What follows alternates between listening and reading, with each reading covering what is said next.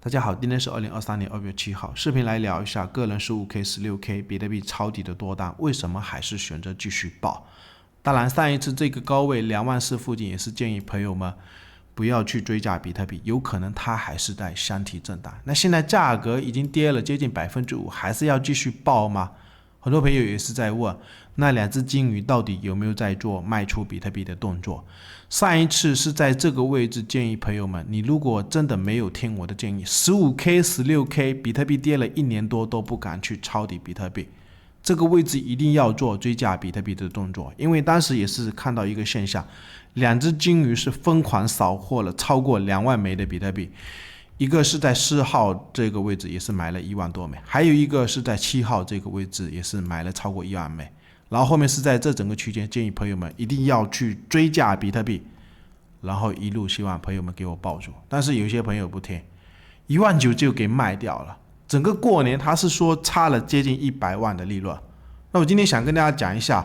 两只金鱼7号的这只金鱼到底是卖了还是没有卖，很多朋友是非常的关心。我估计是没有卖，有可能它是在转移，等下来跟大家讲，以及比特币整个短线的支撑大约是在这个矩形的下沿22300美金，它同样也是去年7月份这个矩形的高位，这边有一些知识点，等下来跟大家探讨，以及它目前短线的压力在哪个位置，等下来跟大家讲解啊，包括要不要卖比特币。其实我早在之前这一个索拉纳高位的时候就跟大家讲，我个人是把这个索拉纳卖了一部分啊，不一定要卖比特币啊，反正比特币多单几年可能都遇不到一次，尽量给我报成长线啊，包括狗狗币或者以太坊，短线的图形到底要怎么来观察？复盘之前可以对我们的 YouTube， 也可以我们邀请链接注册，或者也可以加入我们 Discord 社群，上面有程序交易的买卖信号。我们先来看一下比特币短线的这个矩形的支撑。其实现在如期压回来，要不要搞？我也没有100%的信心，这个位置到底能不能撑住啊？包括昨天的视频也是跟大家讲了，我估计这一个红色的散户生命线有可能会被动来跌破，它现在只要轻轻的一往下回踩，就是只要在这个矩形里面震荡，成本会慢慢的拉到这一个区间，可以看一下10天的成本在这整个区间，然后20天的成本1根、2根、3根，马上也要来到这个区间，所以20MA 现在跌破，你也不要去管它，它现在是被动来跌破这个20MA，当然20MA 它还是往上升的，所以我的观点是，这个位置你就尽量观察一下这个矩形到底能不能撑住，主要就是7月份的这个位置，我们可以明显观察一下，如果拉一条直线过去看，就是这个高点的位置跟这个高点的位置，你在这边画一个横线的支撑过去观察，大约是在22300美金附近，因为就是这个高点跟这个高点，当时不是有一些形态是 W 底或者是什么三角形，后面是又变成这个 W 底，都可以啊。来到这个位置后，它在这个位置有一个横向或者是三角形的一个整理，跌破以后，后面这边有一个支撑，这边有一个支撑，然后是在这个位置破完以后，其实这个位置也是有一个压力，这个位置也是有一个压力。现在是支压转换的位置，我的观点是，短线你如果要观察这个位置，尽量看一下22300美金，短线不要破。当然如果破的话，就类似我前面跟大家预期，这个高档不要追，你如果中线要埋伏的位置，就是等这一个破位的位置。那至于 15K、16K 的多单为什么不选择卖，我们可以观察一下链上的数据哦，比特币钱包排名100的几个地址，比如说这一个64名是4号买的13800多枚，你去观察一下，它到今天都还没有卖。我们可以看一下，就这个3FRM 开头的这个钱包地址，它是在2023年1月4号的时候买了13800枚，现在还没有卖。但是有一个地址之前是排名在67名左右的，也就是1月7号他第一次买了超过1万枚的比特币，在2月4号的时候是不是卖掉？这边是转移了13500枚左右。很多朋友是在问是不是他有在卖这个比特币，因为从目前的排名上面是看不到这一个 EJK 钱包的这个地址。我的观点是可能没有卖哦，因为你如果去细心的观察一下上面的区块数据，它是转移到这一个65名里面啊，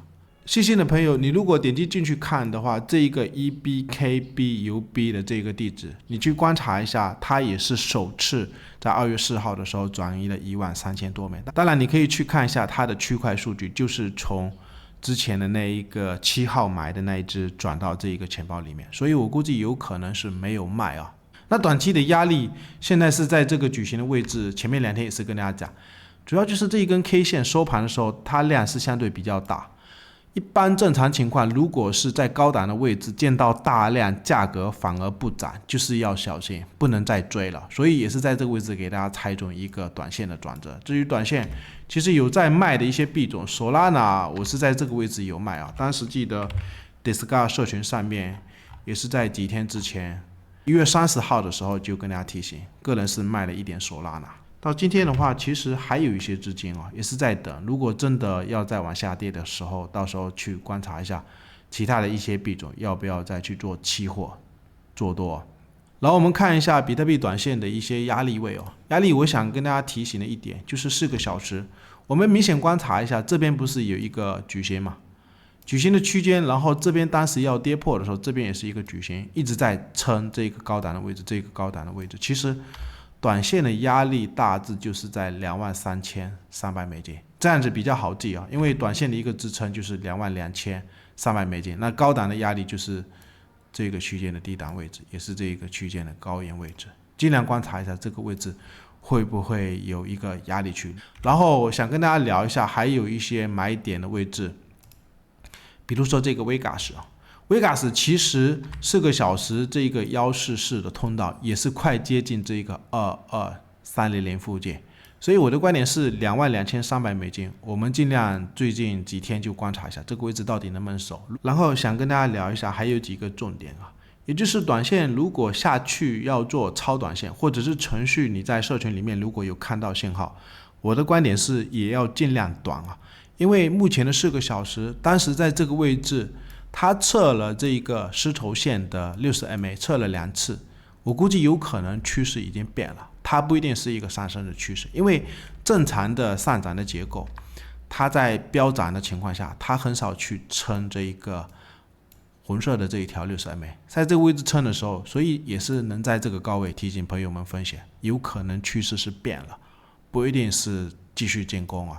那走到今天，现在很明显的观察，它把这个丝绸线给它在4个小时扭转为一个相对不太漂亮的一个空方趋势，但是支撑是还没有破，所以我的观点是，如果这个丝绸线在向下的一个情况下，你如果有看到程序的信号要做多，也是只能尽量超短。然后我们来观察一下这个狗狗币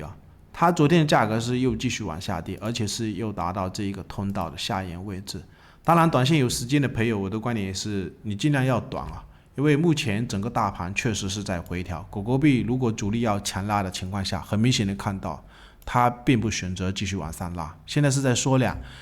那我的观点是，如果短线要操作，包括昨天也是跟大家讲，程序交易30分钟的信号，也是建议朋友们尽量要短。现在价格又下来，没有看到信号之前，我的观点是还是继续等待。如果它在这个位置，也不排除有没有可能跌破这一个20MA， 我们可以看一下目前的均线它大致还是在守这个20MA。当然，就整个中线也是跟大家讲了有一段时间，周线的这个牛熊线，